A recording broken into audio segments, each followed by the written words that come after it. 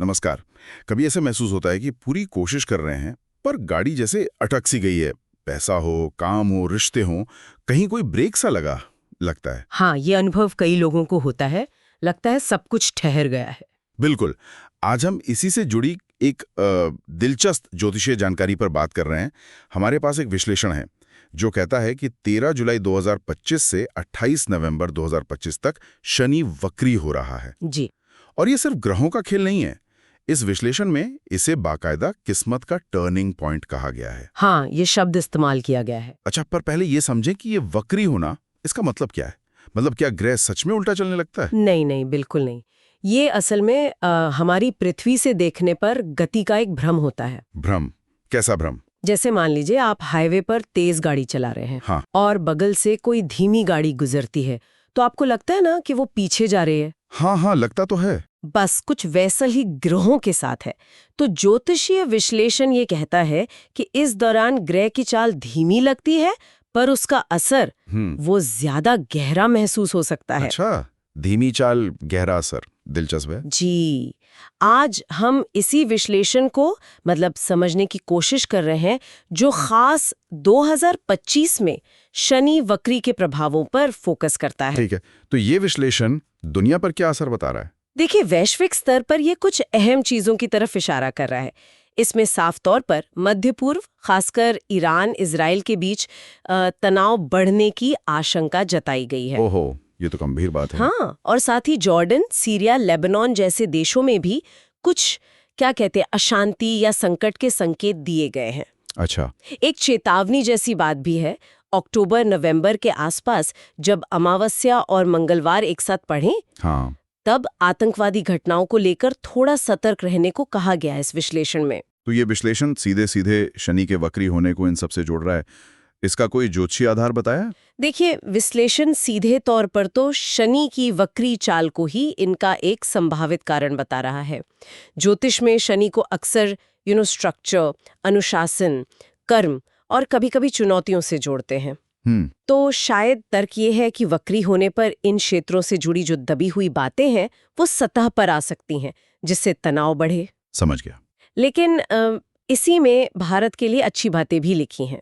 अच्छा, क्या है वो? जैसे नई कंपनियों का आना, रोजगार के मौके बढ़ना, अर्थव्यवस्था में तेजी की उम्मीद, ये सब सकारात्मक संकेत हैं भारत के लिए इस विश्लेषण के अनुसार। ये तो अच्छी खबर है। बिल्कुल, पर यह याद रखना बहुत जरूरी है कि हम सिर्फ इस विश्लेषण में जो लिखा है वो बता रहे हैं। हम इसकी पुष्टि नहीं कर रहे, ना ही इसका विरोध, बस जानकारी सामने रख रहे हैं। सही बात है, पारदर्शिता जरूरी है।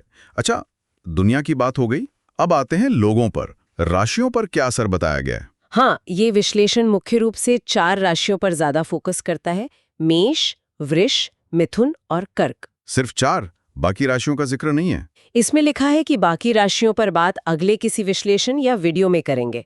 फिलहाल इन्हीं 4 पर है। ठीक है, तो शुरू करते हैं मेष से। जी, मेष राशि के लिए ये विश्लेषण कहता है कि व्यापार में थोड़ी धीमी गति रह सकती है।